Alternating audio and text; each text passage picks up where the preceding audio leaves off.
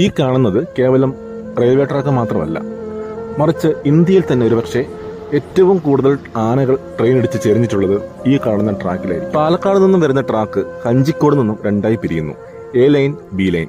ഇതിൽ ബി ലൈനാണ് നമ്മളിപ്പോൾ ഉള്ളത്. ഒരുപാട് ദൂരം, ഏതാണ്ട് 27 കിലോമീറ്ററോളം കാട്ടിലൂടെ മാത്രം പോകുന്ന ഈ ലൈനിൽ ഒരുപാട് ആനത്താരകളുണ്ട്. നമ്മളിപ്പോൾ നിൽക്കുന്ന ഈ ബി ലൈനിൽ മാത്രം 15 ആക്സിഡന്റുകളിലായിട്ട് 19 ആനകൾ ചെരിഞ്ഞിട്ടുണ്ട്.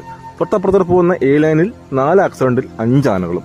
ഇത്രയുമാണ് ഇവിടുത്തെ ചെരിഞ്ഞ ആനകളുടെ കണക്ക് കേട്ടോ. എന്നിരുന്നാലും പാലക്കാട് നിന്ന് കോയമ്പത്തൂരിലേക്ക് പോകുന്ന ഈ ഒരു ട്രാക്ക് ഭയങ്കര രസമാണ്. പ്രത്യേകിച്ച് മഴക്കാലത്തൊക്കെ ഈ ഒരു റൂട്ടിലെടുക്കുന്ന വീഡിയോസൊക്കെ ഒരുപാട് ഹിറ്റാണ് സോഷ്യൽ മീഡിയകളിൽ. എന്തായാലും ഈ ഒരു ഭാഗത്ത് അപകടം കൂടിയത് കൊണ്ട് തന്നെ ഈ വഴി ഓടുന്ന ട്രെയിനുകളുടെ സ്പീഡിലും നിയന്ത്രണമുണ്ട് കേട്ടോ.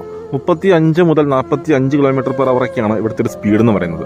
മാത്രമല്ല AI സിസ്റ്റം ഉപയോഗിച്ചിട്ട് മുമ്പോട്ടാണെങ്കിൽ പോലും ആനകൾ